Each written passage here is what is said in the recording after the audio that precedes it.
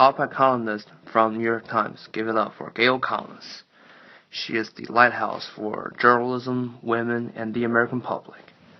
In this day and age, people are bombarded with news on social media on their screens. The old-fashioned critical thinking newspapers do not attract readers anymore. However, short news are often biased and inaccurate. Gail Collins lights the way of modern journalism by bringing back readers with her humor. Gail Collins was born in 1945 in Cincinnati, Ohio. She went to Marquette University in Milwaukee, Wisconsin, where she studied journalism, where I am accepted to as well. She went to UMass Amherst for political science.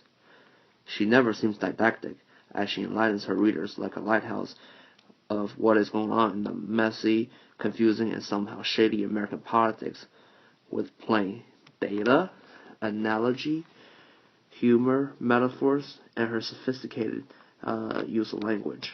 In 2001, Collins was appointed editorial page editor, the first woman to hold that position at the New York Times. She is like a lighthouse for women in the dark, somehow sexist professional world, giving guidance and inspiration. Stone-cold data are her major way to persuade audience. She quotes from a politician first before describing what the reality is, so the readers can see for themselves how ridiculous the situation is.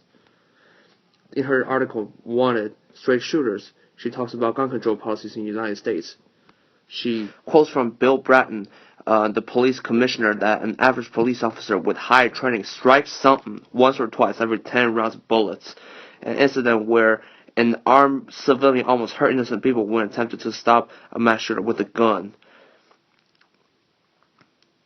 So Collins demonstrates to the readers that guns are not a good idea to stop crimes, because they're not easy to handle even for professional police officers, let alone this guy. She disqualifies Republican and NRA arguments that the American people need guns for their own safety, with just quotes on the record by officials and double-check facts on any event.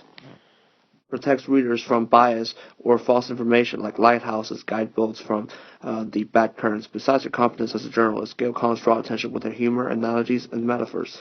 She compares the competition for votes between Clinton and Sanders to a fistfight in the catchy title of her article for New York Times, Hillary and Bernie Punching.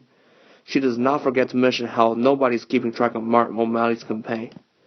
So just to make fun of the governor a little bit. Her article, Coming to Terms with Donald, she compares going back in time and telling her co-workers in the 1990s that Donald Trump is leading the polls. This guy. To telling Van Gaal, who was never famous when he was alive, that how much his works are being sold for. Literally millions of dollars. And to the infamous racist governor, George Wallace, that he will never get to be the president, but a black guy, Barack Obama, does. She makes this analogy to highlight how surprising things in American politics can be. After all, guys and stuff like this can lead the polls in the presidential campaign. Gail Collins is extremely skilled at sophisticated usage of language without sounding didactic. Oftentimes, the titles of her articles are already interesting. Her article, And Now, the Marco Memo, for example.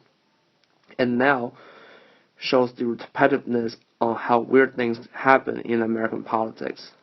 The Marco Memo makes the candidate Marco Rubio sound like a branded, programmed robot, which is hilarious and satirical because Marco Rubio always repeats the same words and the same composure. She's our lighthouse, our major key.